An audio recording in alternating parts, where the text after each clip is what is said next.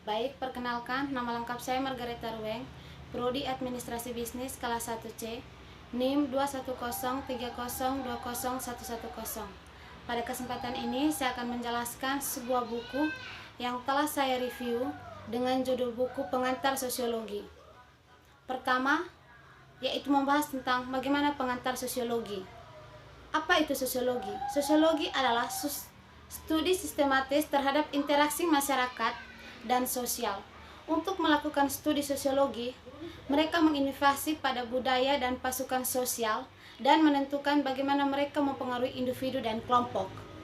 Mereka juga mengembangkan cara untuk menerapkan temuan mereka di dunia nyata. Sejarah awal sosiologi dikembangkan sebagai cara untuk belajar dan mencoba memahami perubahan pada masyarakat yang dibawa oleh revolusi industri pada abad ke-18 dan ke-19. Beberapa sosiologi paling awal berpikir bahwa masyarakat dan peran individu di masyarakat dapat dipelajari menggunakan metode ilmiah yang sama yang dapat digunakan oleh ilmu pengetahuan alam, sementara yang lain percaya bahwa tidak mungkin memprediksi perilaku manusia secara ilmiah. Dia masih banyak lainnya memperdekatkan nilai prediksi tersebut. Perspektif teoritis sosiologi mengembangkan teori untuk menjelaskan kejadian sosial, interaksi, dan pola. Teori adalah penjelasan yang disusulkan terhadap pola tersebut. Teori memiliki skala yang berbeda. Teori tingkat makro seperti fungsionalisme, struktur, dan teori konflik mencoba menjelaskan bagaimana masyarakat beroperasi secara menyeluruh. Yang bab 2 menjelaskan tentang bagaimana riset sosiologi. Pendekatan terhadap penilaian sosiologi menggunakan metode ilmiah.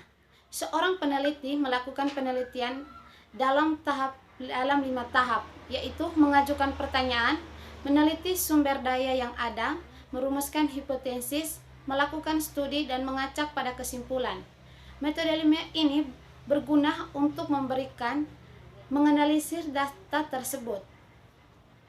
Yang kedua, metode penelitian sosiologi adalah proses yang mencangkup kompleks, seperti yang bisa kita lihat bahwa masuk dalam dasar riwayat yang sederhana. Ada banyak langkah dan banyak yang perlu dipertimbangkan saat mengumpulkan data tentang perilaku manusia, serta dalam menafsirkan dan menganalisis data untuk metode tersebut. Bab yang ketiga menjelaskan tentang budaya. Apa itu budaya? Meskipun masyarakat dan budaya sering digunakan secara bergantian, mereka memiliki makna yang berbeda. Masyarakat adalah sekelompok orang yang berbagi komunitas dan budaya. Budaya umumnya menggambarkan perilaku bersama dan kepercayaan orang-orang ini termasuk dalam elemen material dan non-material. Pengalaman budaya kita dapat dipengaruhi oleh etnosentrisme, dan sosiologi mencoba berlatih untuk relativisme budaya. Elemen budaya terdiri dari banyak elemen, seperti nilai dan kepercayaan masyarakat. Budaya juga diatur oleh norma, termasuk hukum, sejarah, dan cerita rakyat. Simbol dan bahasa masyarakat adalah kunci untuk mengembangkan dan menyampaikan budaya. Yang ketiga, budaya pop. Struktur dan perubahan budaya sosial mengenal budaya tinggi dan budaya populer di masyarakat. Masyarakat juga terdiri dari banyak struktur kelompok yang lebih kecil dan memiliki identitas. Bab keempat menjelaskan tentang masyarakat dan interaksi sosial. Jenis masyarakat diklasifikasikan sesuai dengan perkembangan dan menggunakan teknologi mereka. Untuk sebagian besar sejarah manusia, orang-orang tinggal di masyarakat perindustrian yang ditandai dengan teknologi berbatas dan produksi barang yang rendah. Perspektif teoritis tentang masyarakat. Emil Durkheim percaya bahwa sebagian masyarakat maju, mereka melakukan tradisi dan solidaritas memaknai terhadap organik. Bagi Karl Marx, masyarakat dalam hal konflik kelas. Dengan menaikkan kapasitas, para pekerja menjadi terasing dari mereka sendiri dan orang lain di sekitar mereka. Bab 5 menjelaskan tentang sosialisasi. Teori pengembangan fisiolog mengembangkan fisiolog diri perilaku diri terhadap perluasan oleh sosiologi yang secara eksplisit mempelajari peran masyarakat dan interaksi sosial dalam pengembangan diri. Mengapa sosiologi penting? Sosialisasi penting karena membantu menunjung tinggi masyarakat dan budaya. Agen sosialisasi interaksi yang langsung tidak dengan kelompok sosial, seperti keluarga dan rekan kerja, mengajarkan kepada bagaimana orang lain mengharapkan kita berperilaku. Sosialisasi melalui kursus hidup dan proses seumur hidup yang berulang saat kita memasuki tahap kehidupan baru. Seperti masa dewasa atau usia lanjut, resolution adalah proses yang menghalangkan sosialisasi yang telah kita kembangkan dari waktu ke waktu dan menggantikannya dengan pengaturan dan peran yang baru kita pelajari. Bab 6 menjelaskan tentang kelompok dan organisasi. Jenis kelompok-kelompok yang sebagian besar menentukan bagaimana kita memikirkan diri kita sendiri. Ada dua jenis kelompok utama, yaitu primer dan sekunder. Seperti yang disebut namanya, kelompok utama yang paling kompleks dan sangat panjang. Orang menggunakan kelompok sebagai standar perbandingan untuk menentukan diri mereka sendiri. Ukuran dan struktur kelompok.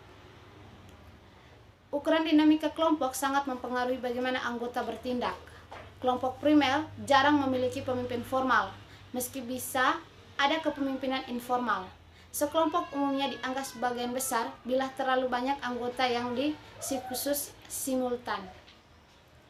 Organisasi formal dan organisasi besar masuk ke dalam tiga kategori utama: normatif atau sukarela, pemaksaan, dan utilitarian.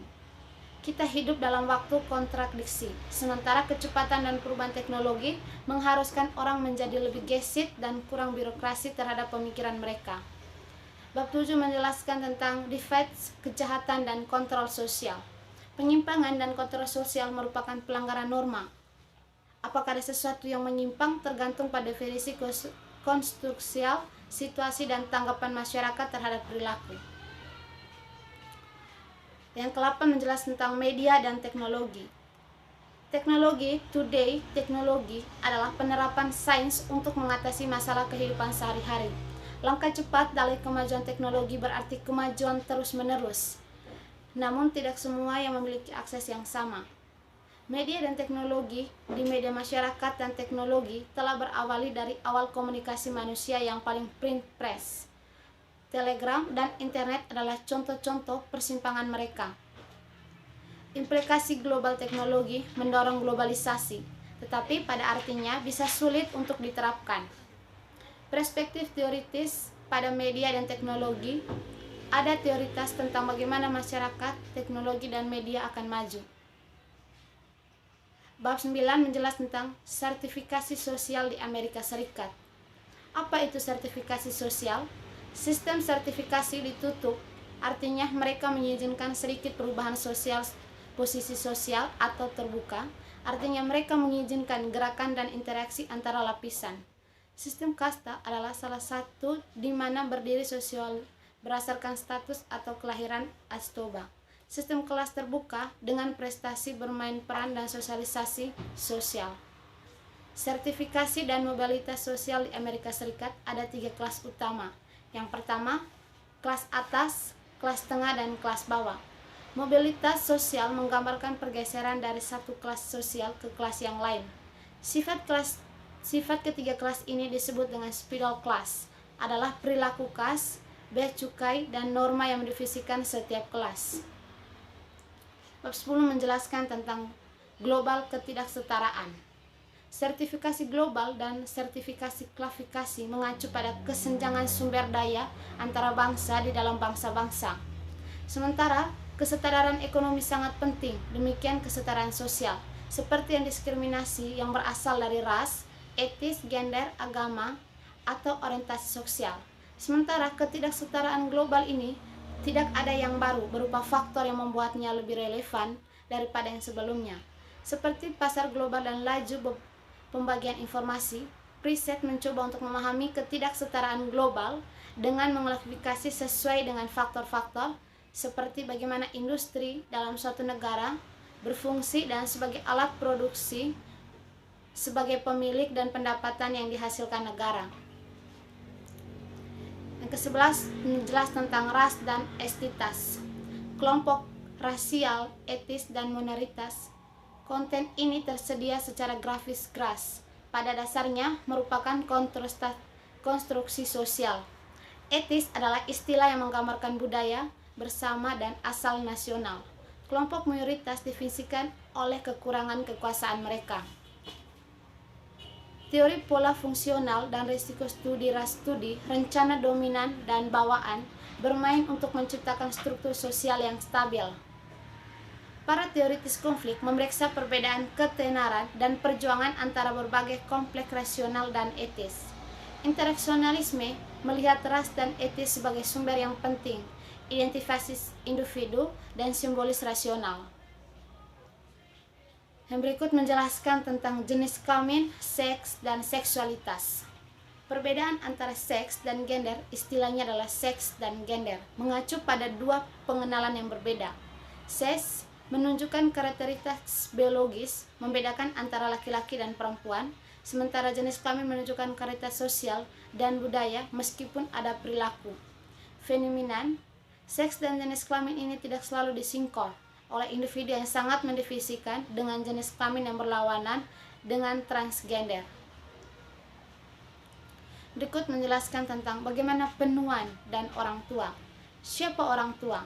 Penuan di masyarakat, sosial dan studi penuan menggunakan data populasi dan kors untuk memprediksi masalah sosial yang berkaitan dengan populasi penuan. Di Amerika Serikat, penduduk semakin tua terutama karena gender Balmer. Alat studi global ini tentang penuaan mengungkapkan perbedaan harapan hidup antara negara inti dan bersifat dengan sistem perbedaan. Proses penuaan usia tua mempengaruhi setiap aspek kehidupan manusia, biologis, sosial, dan fisiologis. Yang berikut menjelaskan tentang pernikahan dan keluarga. Keluarga sosiologi melihat pernikahan dan keluarga sebagai institusi masyarakat yang membantu menciptakan unit dari struktur sosial. Kedua pernikahan dan keluarga didefinisikan secara berbeda-beda, mempraktikkan budaya yang berbeda di seluruh dunia. Keluarga dan perkawinan seperti institusi lain, beradaptasi dengan perubahan sosial. Berikut tentang kepercayaan. Pendekatan sosiologi terhadap agama-agama menggunakan kepercayaan, nilai, dan praktik yang terkait dengan masalah suci atau spiritual. Teori sosial Emile Durkheim mendefinisikan agama sebagai sistem kepercayaan yang praktik, terpandu realitas tentang hal suci. Agama dan sosiologi untuk berbagai jenis. Organisasi religius adalah menurunkan pengaruh masyarakat di antara masyarakat dan menjelaskan agama dikategorikan sesuai dengan siapa yang menjadi atau mempercayainya. Pendidikan di seluruh dunia adalah pendidikan yang memiliki banyak perbedaan, meskipun faktor yang sama termasuk sumber daya uang dan yang mempengaruhinya di setiap pendidikan. Perspektif teoritis tentang pendidikan.